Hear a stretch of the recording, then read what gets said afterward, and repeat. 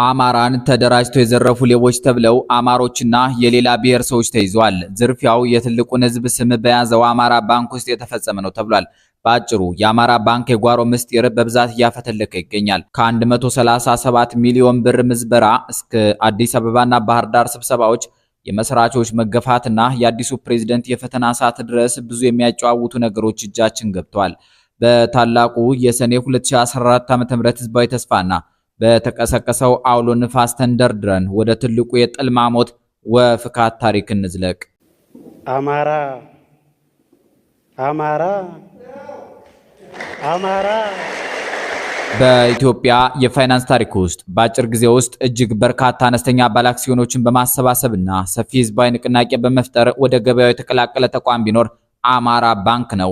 ለዘመናት በኢኮኖሚ ጫናና በደሃነት ውስጥ ያለፈን ህዝብ የተስፋ ጭላንጭል ለማሳየት በሀብት እምብርት ላይ ሆኖ በደሃነት የመማቀቅ ተቃርኖን ለመስበር የተወለደ ታላቅ የፋይናንስ ፕሮጀክት ነበር።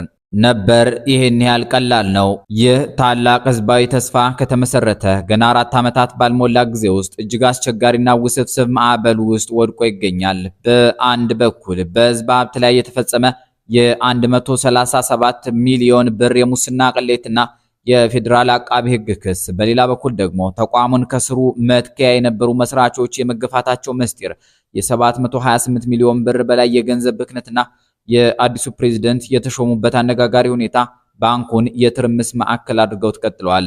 በቅርቡ አዲስ ፎርቹን ጋዜጣን ጨምሮ የተለያዩ መገናኛ ብዙሃን ይፋ ባደረጉት መረጃ መሰረት በፋይናንስ ዘርፉ ላይ ትልቅ ድንጋጤን የፈጠረው የአማራ ባንክ ጉዳይ መነጋገሪያነቱ ቀጥሏል። የፌዴራል አቃቢ ህግ በአማራ ባንክ ውስጥ የውጭ ንግድ ስምምነቶችን ሽፋን በማድረግ ከ137 ሚሊዮን ብር በላይ አጉድሏል ባላቸው 7 ተከሳሾች ላይ በፌዴራል ከፍተኛ ፍርድ ቤት 5ኛ የጸረ ሙስና ችሎት ክስ መስርቷል። በክስ መዝገቡ ላይ ስማቸው ከተጠቀሱት 7 ተከሳሾች መካከል 5ቱ የቀድሞ የባንኩ ከፍተኛ ስራ ኃላፊዎች ናቸው። የቀድሞው ጊዜያዊ ዋና ስራ አስፈጻሚ አቶ ጫን ያለው ደምሴ፣ የኮርፖሬት ባንኪንግ ዳይሬክተሩ አቶ ቢኒያም ሰብስቤ፣ የባንኪንግ ቢዝነስ ዋና ኦፊሰሩ አቶ ብዙአየሁ ስዩም፣ የሪሌሽንሺፕ ማኔጀሩ አቶ ምትኩ ታረቀኝ፣ የኢንተርናሽናል ባንኪንግ ዳይሬክተሯ ወይዘሮ ለምለም ጌታቸው በዚህ ውስጥ የተጠቀሱ ናቸው። እነዚህ አመራሮች ዘመራ ኢንቨስትመንት ግሩፕ አሊያም ዚጅ ከተሰኘ የግል ኩባንያና ከድርጅቱ ዋና ስራ አስኪያጅ ከአቶ ዘመድኩን ዘውዴ ጋር በመጫረት የባንኩን የብድር አሰጣጥና የቁጥጥር ስርዓት ለአንድ ተበዳሪ በሚመች መልኩ ደረጃ በደረጃ በማጣመም ባንኩን ለከፍተኛ ኪሳራ ዳርገዋል ተብለዋል። አቃቢ ህግ እንዳብራራው ኃላፊዎቹ ይህን ድርጊት የፈጸሙት ለድርጅቱ ህገወጥ ጥቅም ለማስገኘትና ራሳቸውንም ለመጥቀም በማሰብ ነው። ይህ ክስ ከተመሰረተ ገና 4 ዓመት ብቻ በሆነው የአማራ ባንክ ታሪክ ውስጥ ከተከሰቱት እጅግ ከባድ የመልካም አስተዳደር ጥሰቶችና የሙስና ቅሌቶች አንዱ ሆኖ የተመዘገበ ሲሆን የባንኩ የውስጥ ቁጥጥር አሊያም ኢንተርናል ኮንትሮል ሲስተም ምን ያህል የላላ እንደነበር ቁልጭ አድርጎ አሳይቷል። በጣም ብዙ ዋጋ ከፍለን ያመጣነውን ተቋም ጥቂት ሰዎች እና ቡድኖች ግን ለራሳቸው የግል መጠቀሚያ ኮንስፓየር ያደርጋሉ። የአማራ ባንክ ውዥንብር በገንዘብ ምዝበራ ብቻ የሚያበቃ አይደለም። እኔ ነኝ መስራቹ፣ እኔ ነኝ መጀመሪያ የሐሳቡ ምንጭ የሚሉ የክብር የዝና ብሎም የታሪክ ሽሚያዎች ተቋሙን ቁልቁል እየመሩት ይገኛሉ። የባንኩን መመስረት ከጽንሰ ሐሳብ ጀምሮ ከኪሳቸው ገንዘብ እያወጡ ሰዎችን እየጋበዙና ሌት ከቀን በመልፋት ተቋሙ እውን እንዲሆን ያደረጉ ተጽዕኖ ፈጣሪ መስራቾች ዛሬ በባንኩ ውስጥ የሉም። እንደ ዶክተር ለጤና እጅጓለ ያሉ የባንኩ ዋና የሐሳብ አመንጮች፣ በተግባር እንቅስቃሴ ውስጥ የነበሩ እንደ በላይነህ ጌታቸው ፍላቴ ያሉ አሳቢያን፣ እንዲሁም እንደ ዶክተር መንግስቱ ቦጋለ ያሉ የባንኩ ምስረታ ሂደት በጽናት ያሳለፉ አካላት ከባንኩ ሙሉ በሙሉ በሚባል ደረጃ እንዲወጡ ወይም ራሳቸውን እንዲያገሉ ተደርጓል። ስለ ባንኩ ምስረታ እውነተኛ ታሪክና የስም አሰጣጥ ሂደት የወጡ ሰነዶች እንደሚያሳዩት የባንኩ ስያሜ የተወሰነው ቅዳሜ የካቲት 9 ቀን 2011 ዓ.ም በሲኤምሲ በሚገኘው የአቶ ተሰማ ስንታየው ግቢ የመሰብሰቢያ አዳራሽ ውስጥ በተደረገው ውጥረት የሞላበት ስብሰባ ነው። በወቅቱ አቶ ከተማ ሰብሳቢ፣ አቶ ኤልያስ ምክትል ሰብሳቢ፣ ኢንጂነር ትልቅ ሰው ቀለሙ ጸሐፊ ሆነው ስብሰባውን መርተዋል። ዶክተር ለጤና እጅጉ ዓለም ከባህር ዳር በሩቢላ ተሳፍረው አዲስ አበባ በመግባት በስብሰባው ላይ ተገኝተው ነበር። በወቅቱ ለባንኩ የቀረቡት 5 እጩ ስሞች ሀበሻ ባንክ፣ ግዮን ባንክ፣ ዛጉዌ ባንክ፣ ጣና ባንክ እና አማራ ባንክ የሚሉ ነበሩ። ሀበሻ ባንክ ይሁን በማለት ድምጽ የሰጡት ዶክተር መንግስቱ ቦጋለ፣ ሶፎንያስ ጸጋዬ፣ ዳዊት አስራደ፣ ኢንጂነር ትልቅ ሰው ቀለሙና ዶክተር ለጤና እጅጉ ዓለም ነበሩ። በተቃራኒው አማራ ባንክ መባል አለበት ብለው አጥብቀው የሞገቱት ደግሞ በላይነህ ጌታቸው ፍላቴ፣ ዶክተር ይርጋ ናውጋው፣ ኃይለ ማርያም ተመስገንና ጸዳሉ አበበ ነበሩ። በላይነህ ጌታቸውና አጋሮቹ ስያሜው አማራ ባንክ ካልሆነ ብለው ከፍተኛ ቁጣ እንዳሳዩ የተገለጸ ሲሆን በመጨረሻም የበይነመረብ ጥናቱን ውጤት በማየት ሰብሳቢው አቶ ከተማ አማራ ባንክ የሚለውን ስም አጽድቆታል። በወቅቱ ብአዴን ይህንን እንቅስቃሴ ሰምቶ ጣልቃ ለመግባትና አማራ ብድርና ቁጠባን ወደ ባንክ ለማሳደግ በሚል የካቲት 16 ቀን 2011 ዓ.ም ባህር ዳር አቫንቲ ሆቴል ላይ ስብሰባ ጠርቶ የነበረ ቢሆንም ከአዲስ አበባ የተነሱት እና አቶ ከተማ ስንታየው፣ አቶ ኤልያስ እና ኢንጂነር ጸዳሉ አበበ ግን ቀድመው የካቲት 15 ቀን 2011 ዓ.ም ከቀኑ 10 ሰዓት ከ50 ላይ በንግድና ኢንዱስትሪ ሚኒስቴር አማራ ባንክ አክሲዮን ማህበር የሚለውን ስም በህጋዊ መንገድ አስመዝግበው ሰርተፊኬቱን በእጃቸው ያስገባሉ። ነገር ግን የሐሳቡ ባለቤቶችና የተቋሙ መሰረቶች በፖለቲካዊና የውስጥ ሽኩቻ ምክንያት እንዲገፉ መደረጋቸው ባንኩ የረጅም ጊዜ ራዕዩን ስቶ ለአጭር ጊዜ ጥቅም ለሚሮጡ አካላት እንዲጋለጥ በር ከፍቷል። የሚገርመው ግን ከባንኩ በግፍ የተገፉት የመጀመሪያዎቹ መስራቾች እነ ዶክተር ለጤና እጅጉ አለ፣ በላይነህ ጌታቸውና ዶክተር መንግስቱ ቦጋለ አሁንም ቢሆን ባንኩ እንዳይፈርስ እየተከላከሉ ነው። ከኪሳቸው አውጥተው ያቆሙት ተቋም የህዝብ ሀብት በመሆኑ አዲሱን ፕሬዝዳንት በመደገፍ ባንኩ ወደ መስመር እንዲመለስ አዎንታዊ አቋም ይዘው ይገኛሉ። የአማራ ባንክ ችግር በጥቂት አመራሮች መከሰስ ብቻ የሚያበቃ አይደለም። በተመሰከረላቸው ኦዲተሮች የተረጋገጠው የፋይናንስ ሪፖርት አስደንጋጭ ወጪ ብክነትን ያሳያል። ባንኩ ስራ በጀመረባቸው የመጀመሪያዎቹ 2 ዓመታት መደበኛ የደሞዝ ክፍያ፣ የቋሚ ዕቃዎች ግዥና የቢሮ ኪራይን ሳይጨምር ተለዋዋጭ ወጪዎች ብቻ 728 ሚሊዮን 264 ሺህ ብር ደርሷል። ይህ ማለት ባንኩ ለተከታታይ 4 ወራት በወር በአማካኝ ከ30 ሚሊዮን በላይ የኢትዮጵያ ብር የሥራ ማስጀመሪያ ወጪ ያወጣ ነበር። ባንኩ ከአክሲዮን ሽያጭ ከተሰበሰበው 4.8 ቢሊዮን ብር ውስጥ 15 በመቶ የሚሆነው ለዚህ ወጪ ውሏል ተብሏል። የባከኑ ወጪዎች ዝርዝር እንደሚከተለው መቅረብ ይችላል።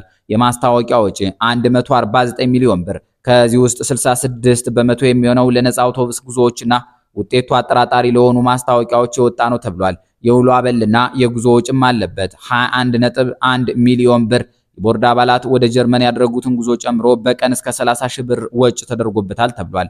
የስልጠና ወጪም ተጠቅሷል። 43.5 ሚሊዮን ብር እንደሆነ ተገልጿል። ይህ በዲጂታል ቢያደርጉት 80 በመቶ ማዳን ይቻል ነበር የሚሉ ምንጮች ተመልክተናል። የበጎ አድራጎት ስጦታም አለ። 16.3 ሚሊዮን ብር ራሱን በትርፍ ሳያግዝ የተደረገ ያልተገባ ወጪ ብለው ይጻፋሉ። በተጨማሪም ብሉ ቦርድ የተሰኘው የመረጃ ምንጭ እንደገለጸው በባንክ ውስጥ ቀደም ሲል የ3000 ብር ደሞዝተኛ የነበሩ መምህራን ሳይቀሩ ከብድር ፈቃድ ጋር በተያያዘ ከባለሀብቶች በሚያገኙት ኮሚሽንና ጉቦ በአዲስ አበባና በባህር ዳር የቪላ ቤቶች፣ የቅንጦት ተሽከርካሪዎች ባለቤት ለመሆን በቅተዋል። ሰርጋቸውን ብቻ በ3 ሚሊዮን ብር የደገሱ አባላት መኖራቸውም ተገልጿል። በሌላ በኩል ሊዱ ላይቭ የተሰኘው ገጽ እንደተነተነው ባንኩ አማራ የሚለውን ስም በመያዙ ብቻ በርካታ ሰዎች ምንም አይነት የፋይናንስ መዋጮ ሳያደርጉ የባንኩ ባለቤት እንደሆኑ አድርገው ያምናሉ። ነገር ግን በባንኩ ውስጥ ከ70% በላይ የሚሆነውን ድርሻ የገዙት የሌሎች አካባቢዎች ባለሀብቶች እንደሆኑና የስምና የባለቤትነት መደባለቅ ባንኩ በንግድ ስራ ላይ ብቻ ከማተኮር ይልቅ በቡድን ጥቅሞችና በፖለቲካ ፍላጎቶች ውስጥ እንዲወድቅ አድርጎታል።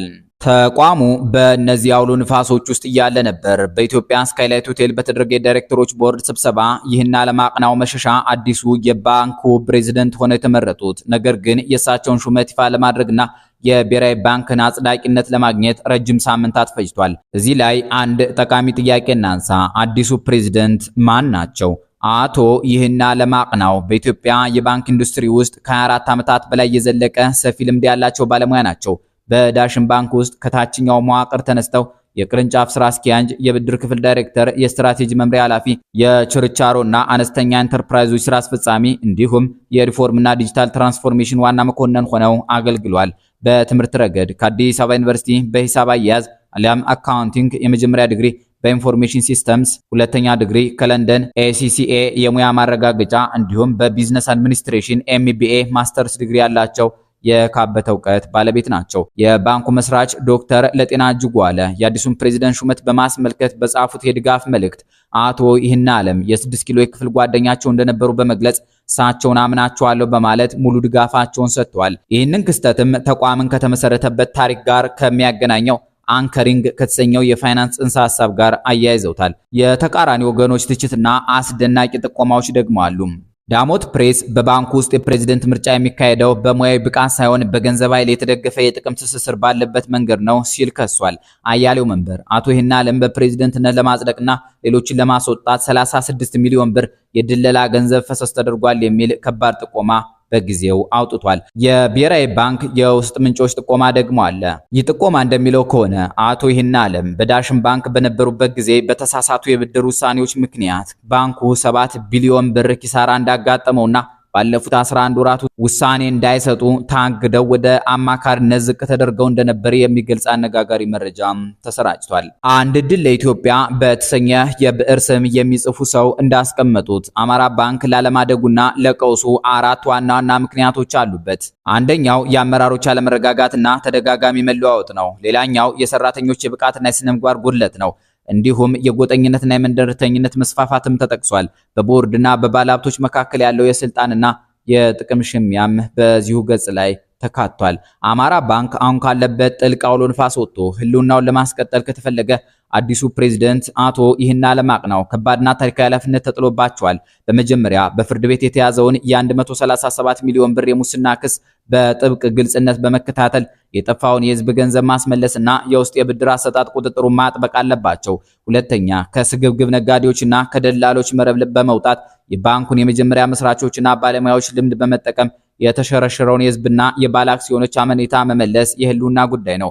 አማራ ባንክ ይህንን የፈተና ሰዓት አልፎ ወደ ቀደመ ህልሙና ጥንካሬው ይመለሳል ወይንስ በውስጥ ችግሮች ተዳክሞ ይቀራል የሚለው የሚወሰነው በአዲሱ አመራር ቁርጠኝነትና በሚወሰዱት ተጨባጭ ሪፎርም እርምጃዎች ላይ ይሆናል። የምንወዳችሁ ታዳሚዎቻችን በአማራ ባንክ ወቅታዊ ሁኔታ በ137 ሚሊዮን ብሩ ክስና በአዲሱ ፕሬዝዳንት ሹመት ላይ ያላችሁን አስተያየት ከታች በአስተያየት መስጫው ላይ አስቀምጡልን። ቪዲዮን ላይክ እና ሼር በማድረግ ለሌሎች አማሮች እንዲደርስ ለኢትዮጵያውያንም እንዲሰማ ለፋይናንስ ሰዎችም እንዲዳረስ ያድርጉ። አዳዲስ የምርመራ ዘገባዎች እንዲደርሷችሁ ቻናሉን ሰብስክራይብ ማድረጋችሁን አትርሱ። በቀጣይ አማራ ባንክ በትክክል ውስጣዊ ሁኔታው እንዴት ነው የሚል ጥያቄ አንስተን የምንነጋገር ይሆናል። ለዚህም እንዲረዳን የፋይናንስ ባለሙያዎችን እያነጋገርን እንገኛለን። እርስዎ የፋይናንስ እውቀት ካሉት የአማራ ባንክ የውስጥ ሚስጥሮችን የሚያውቁ ከሆነና እንዲህ ያለ ነገር ሊያጋሩን ከፈቀዱ ይጻፉልን። ጤና ይስጥልን።